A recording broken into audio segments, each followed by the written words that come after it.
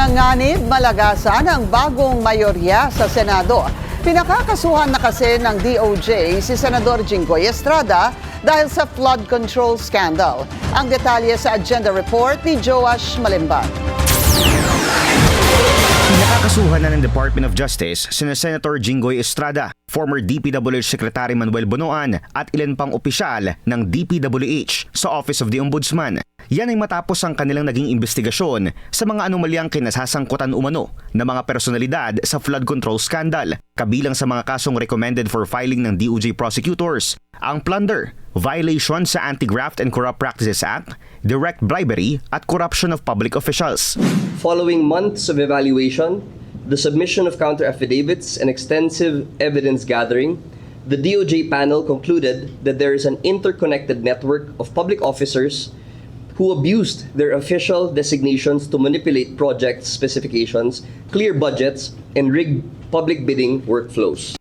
Bukod kay Senator Estrada, kabilang din sa mga senador na sangkot sa mga nakabinbing flood control investigations si Senator Joel Villanueva, kasama ang dalawa sa bagong majority bloc. Nakaramihan ay binubuo ng Duterte allied senators. Bagaman nanindigan ng mga senator judge na magiging impartial sila sa kanilang boto sa impeachment, posible umano itong makaapekto sa magiging Senate conviction ni Vice President Sara Duterte sa impeachment court. Sa ilalim kasi ng konstitusyon, kinakailangan ang at least 2/3 of the Senate vote o boto ng 16 na senador para mapagtibay ang magiging hatol ng impeachment court kay VP Sara.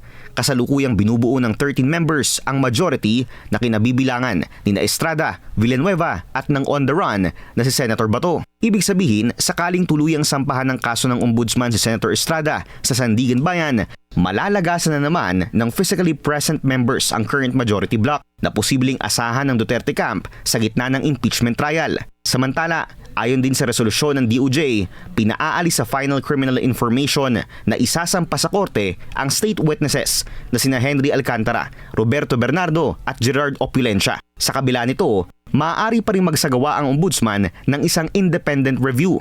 Ibig sabihin, maaari nitong pagtibayin, amyendahan o baliktarin ang findings ng DOJ. Para sa agenda, Joash Malimban, Billionaire News Channel. Mag-follow sa aming mga social media accounts at mag-subscribe sa aming YouTube channel para sa pinakahuli at eksklusibong mga balita.